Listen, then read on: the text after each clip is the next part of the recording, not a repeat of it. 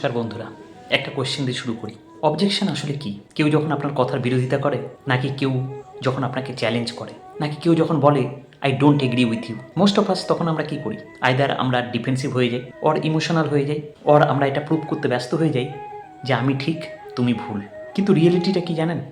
Objection মানে rejection না, objection মানে কোনো অ্যাটাক না, অবজেকশন মানে ডিসরেসপেক্ট না। Objection is simply A request for better understanding. আজ কর্পোরেট মিটিং হোক বা ক্লায়েন্ট ডিসকাশন হোক বা লাইফ পার্টনারের সঙ্গে কনভারসেশনই হোক, অবজেকশন আসবেই, এটাই ন্যাচারাল।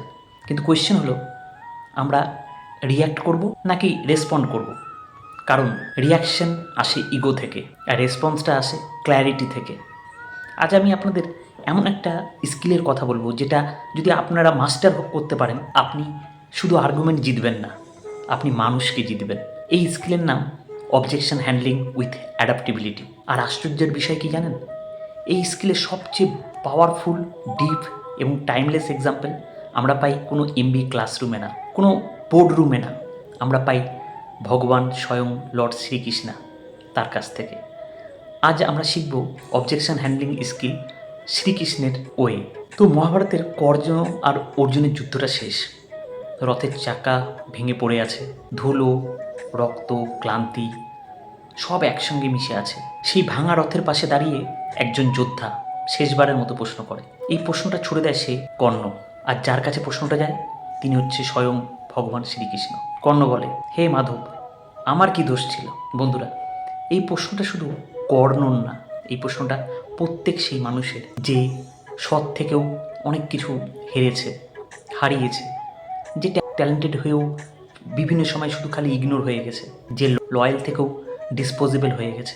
এটা অবজেকশন না, অ্যাকচুয়ালি এটা এক্সটেন্সিয়াল অবজেকশন। কর্ণ বলে, আচ্ছা আমি যদি ভুল না হই তাহলে আমার জীবনে এত শাস্তি কেন? কর্ণ একে তার অভিযোগ রাখে, আমি কিছু চাইনি, আমি দান করেছি, আমি যুদ্ধ করেছি, আমি বন্ধুত্ব পালন করেছি, তবু কেন আমার ঝুলিতে শুধু অভিশাপ, বিভিন্ন রকমের আরোপ আর খালি প্রত্যাখ্যান, রিজেকশন? এটাই অবজেকশন হ্যান্ডলিংয়ের হার্ডেস্ট মোমেন্ট।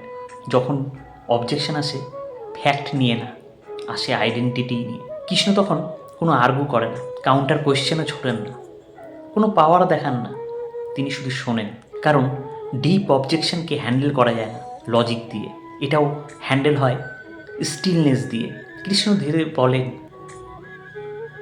যেটা তোমার কোনো দোষ ছিল না কর্ণ, কিন্তু তোমার কিছু চয়েস ছিল। এই একটা লাইনে কৃষ্ণ অবজেকশন কিল করেন না, অবজেকশন ডিফেম করেন। তিনি বলেন না যে তুমি ভুল। শান্ত কণ্ঠে কৃষ্ণ বলেন, কর্ণ, তোমার কোনো দোষ ছিল না, তোমার নিজের সিদ্ধান্ত নেওয়ার ক্ষমতা ছিল, কিন্তু তোমার ছিল নির্বাচন।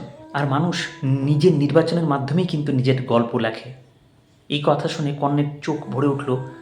তখন কর্ণ আর নিজেকে ধরে রাখতে পারল না, সে কাঁদতে হেসে উঠল, এবং সে হাসিতে ছিল একটা ব্যঙ্গ, ছিল অসহনীয় একটা যন্ত্রণা, বেদনা, ভিতরে জমে থাকা প্রশ্ন আগুন হয়ে বেরিয়ে আসে। কর্ণ বলে, কোন নির্বাচন মাধব? আমি যখন কোনো পথ বেছে নিয়েছিলাম, আমার জীবনে কখনো কিছু আমার হাতে ছিল? আমি জন্মেছিলাম অবৈধ সন্তান হিসাবে, যে মায়ের কোলে থাকার কথা ছিল সে মা সমাজের ভয়ে আমাকে জলে ভাসিয়ে দিয়েছিল। যিনি কিনা আমাকে মানুষ করেছিলেন তিনি মহান ছিলেন, কিন্তু তার এই জাত আমার অভিশাপ হয়ে দাঁড়িয়েছিল।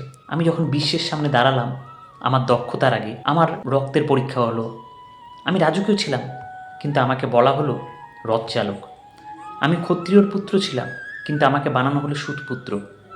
আমি যখন শিখতে চেয়েছি, আগে বাড়তে চেয়েছি, তখন সবাই আমাকে জন্মের দরজায় তালা ঝুলিয়ে দিয়েছে। আমি যখন যুদ্ধে নামলাম, ইন্দ্র আমার কাছ থেকে কবচ আর কুণ্ডুল ভিক্ষা করলেন। অর্জুনের রথে বসেছিলেন হনুমানজি, আর আমার ভাঙা রথে বসেই আমায় বধ করতে অর্জুন এগিয়ে এলো। আপনিই বলুন মাধব, এখানে কোথায় ছিল আমার নির্বাচন? যাই হোক বন্ধুরা, আজ এখানে ইতি করছি। যদি আপনারা ভালো লাগেন অবশ্যই নেক্সট এপিসোডের জন্য লিখুন নেক্সট এপিসোড।